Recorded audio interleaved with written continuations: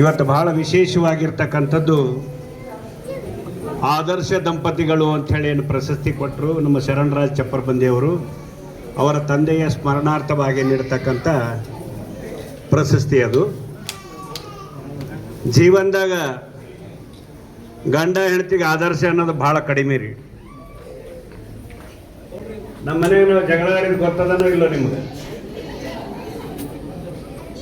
ನನ್ನ ಹೆಂಡತಿ 80 kg ಹೇಳೋದು, ವಜನ್ದಾರ ಹೆಣ್ಮಗಳು ಅಂತ ಕರಿತೀನಿ ನಾನು. ಅದಕ್ಕೆ ಆದರ್ಶ ದಂಪತಿಗಳಂದ್ರೆ ಏನು? ನಾವು ದಿನ ಜಗಳ ಆಡ್ತೇವಂದ್ರೆ ಆದರ್ಶ ದಂಪತಿಗಳಾಗ್ತೇವೇನು? ಯಾರಿಗೆ ಆದರ್ಶ ದಂಪತಿಗಳಂತೀವಿ?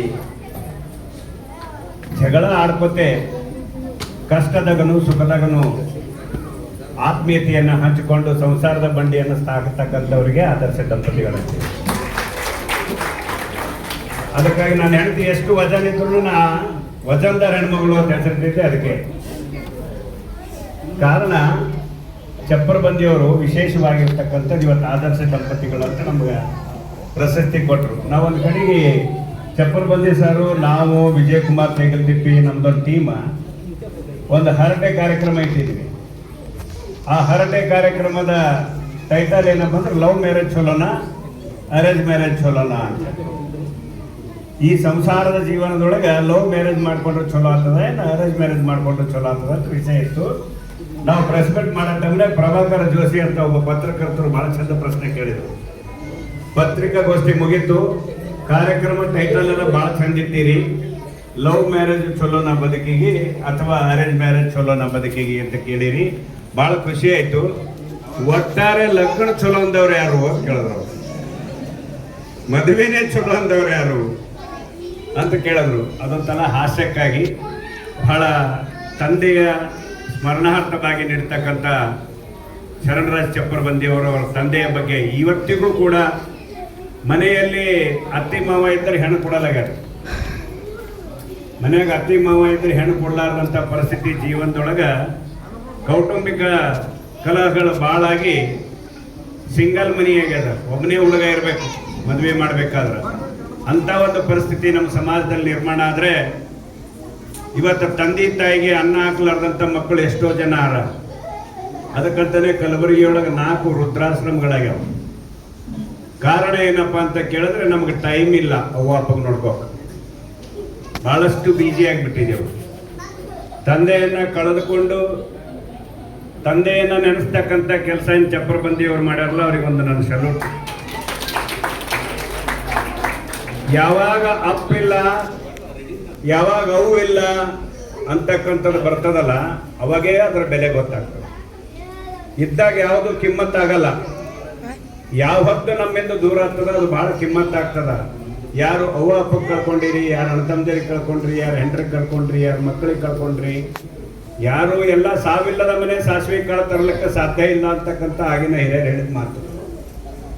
ಇವತ್ತು ಚಪ್ಪರಬಂದಿಯವರು ಅವರ ತಂದೆಯಾಗಿ ಸುಮಾರು ವರ್ಷಗಳಿಂದ ಒಂದು ಫೌಂಡೇಶನ್ ಮಾಡುವ ಮೂಲಕ ಈ ಸಮಾಜದಲ್ಲಿ ತಂದೆಯ ಹೆಸರು ಜೀವಂತವಾಗಿಡಬೇಕು. ನನ್ನ ತಂದೆ ಯಾವತ್ತೂ ನನ್ನ ಮಾರ್ಗದರ್ಶಕರಾಗಿದ್ದರು, ಅವರು ಯಾವತ್ತೂ ಅವರು ನೆನೆಸ್ತಕ್ಕಂಥ ಕೆಲಸ ಮಾಡಬೇಕು. ಅವರ ಆದರ್ಶಗಳು ಈ ಸಮಾಜಕ್ಕೆ ಮತ್ತು ನಮಗೆ ಕೊಡುಗೆ ಆಗಬೇಕು. ಈ ಭೂಮಿ ಮೇಲೆ ನಮ್ಮನ್ನು ಬಿಟ್ಟಂತ ನನ್ನ ತಂದೆ ನನ್ನ ಆದರ್ಶಗಳನ್ನು ಮೆಚ್ಚಿ ಜನ ಹೌದನ್ಬೇಕು, ತಂದೆ ನೆನಪು ಮಾಡಬೇಕಂತಕ್ಕಂಥ ಭಾವನೆಯನ್ನು ಇಟ್ಕೊಂಡು ಇವತ್ತು ಚಪ್ಪರಬಂದಿ ಗುರುರಾಜ್ ಅಣ್ಣವರು ಮತ್ತು ಚಪ್ಪರಬಂದಿ ಅಣ್ಣವರು ಭಾಳ ವಿಶೇಷವಾಗಿರ್ತಕ್ಕಂಥ ಈ ಒಂದು ಕಾರ್ಯಕ್ರಮ ಸುಮಾರು ವರ್ಷಗಳಿಂದ ಮಾಡ್ಕೊತ ಬಂದ. ಅವ್ರು ಹೇಳಿದ್ರು, ಒಂದು ಹಾಡ ಹಾಡಬೇಕು ನೀವು. ಹಾಡ ಹಾಡೋದು, ಕಾರ್ಯಕ್ರಮ ಮಾಡೋದು, ತಂದೆ ತಾಯಿನ ನೆನೆಸ್ಕೊಳ್ಳೋದು, ಪೂಜಾ ಮಾಡೋದು, ಗೌರವ ಕಾಣೋದು, ಈ ಕಾಲದೊಳಗೂ ಇವತ್ತು ಈ ಚಪ್ಪರಬಂದಿ ಫೌಂಡೇಶನ್ ಚಂದ ಇಟ್ಟದಂದ್ರೆ ಅವರಿಗೆ ಧನ್ಯವಾದಗಳು ಅರ್ಪಿಸ್ಬೇಕು.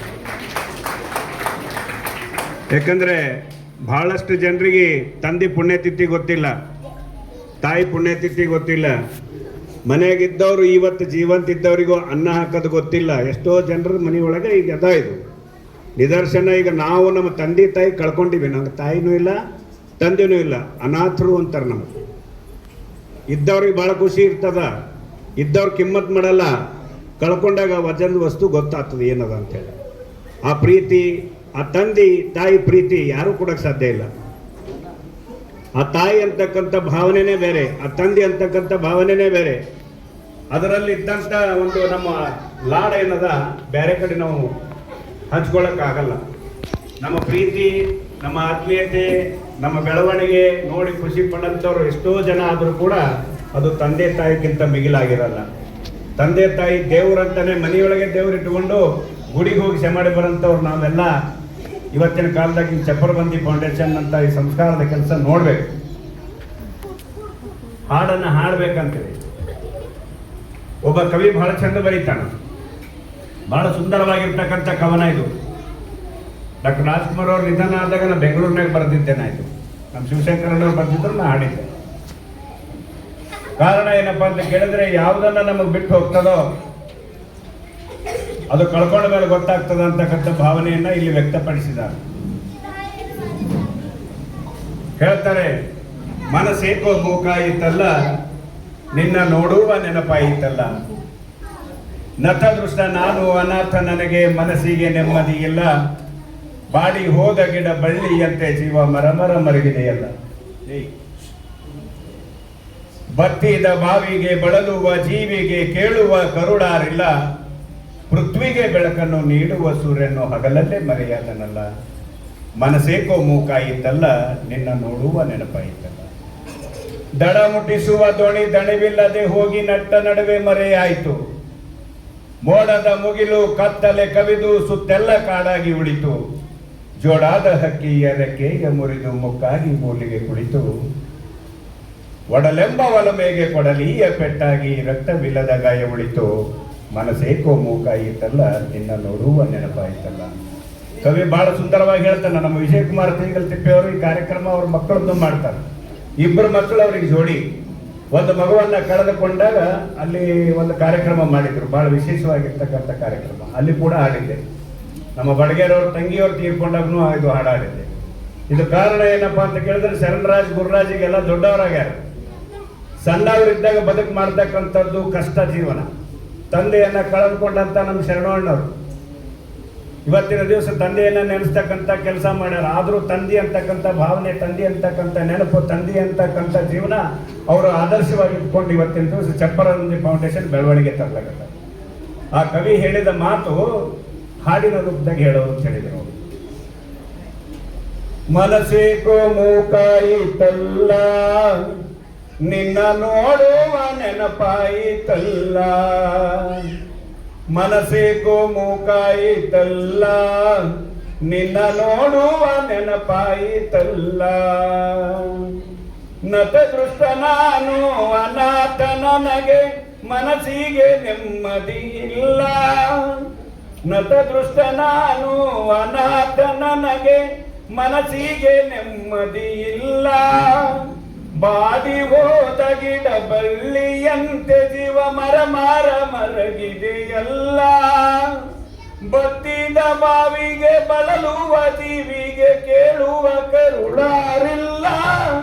ಪೃಥ್ವಿಗೆ ಬೆಳಕನ್ನು ನೀಡುವ ಸೂರ್ಯನು ಹಗಲಲ್ಲೇ ಮರೆಯಾದನಲ್ಲ. ಮನಸ್ಸೇಕೋ ಮೂಕಾಯಿತಲ್ಲ, ನಿನ್ನ ನೋಡುವ ನೆನಪಾಯಿತಲ್ಲ.